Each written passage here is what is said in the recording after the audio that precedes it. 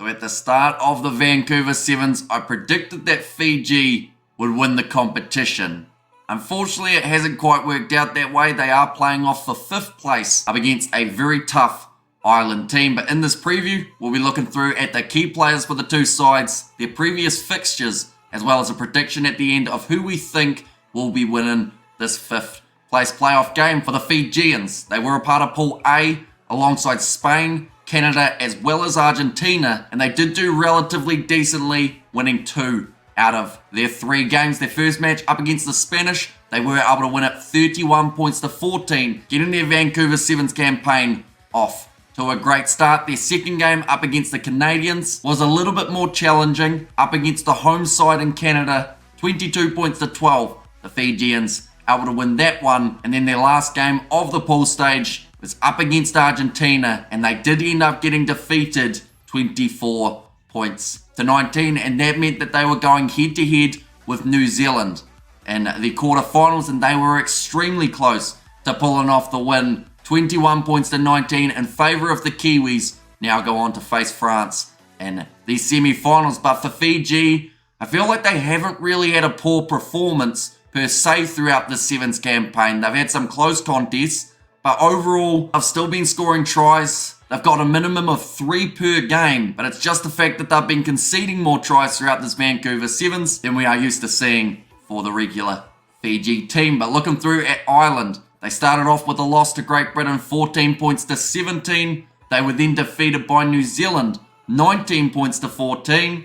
But then they beat South Africa, and that was the game that they needed to make their way through to the quarterfinals. They were the best ranked 3rd place team. So because there are only the 3 pools now, meant that they went through to the quarterfinals. But they beat the South Africans 22 points to 10. The most points that we had seen from the Irish side throughout their Vancouver Sevens matches. But in their quarterfinal, it was the lowest amount of points that we have seen this Irish side score. Only getting the 5 points. France walking away with the 12. And a last-minute try from Antoine Dupont allowed them to advance to the semi-finals, and Ireland now find themselves playing the Flying Fijians. But the key players to watch out for the Fijians, I am going Filippo Boccaiaro. I felt even in that defeat to New Zealand, he was extremely strong, and he just seems to be able to find gaps in the opposition defence. Physical player, speed for days. Definitely one to watch out for in this game. Up against the Irish, another player, Josefa Talatholo. You could see how much it meant to him in that game up against New Zealand. He was wearing his heart on his sleeve, and I did feel a little bit gutted for him when the Fijians lost, mainly because he wanted that last scrum to take place. He was talking about the time being taken off the clock right at the end of the contest, but the referee just wouldn't listen to him. And in the end, the Fijians getting defeated by just that 2 points does hurt them that little. But more so, he'll want redemption.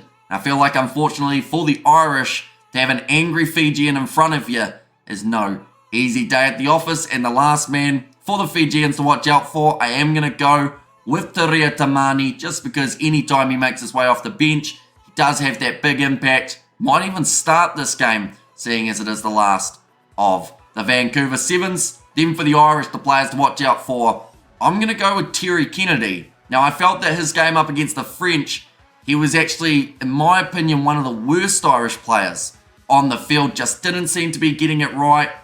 Also, the passing game of the Irish had really slipped throughout that match up against France. But now that he's had that game, I feel like his next match is always better if he has a little bit of an off performance.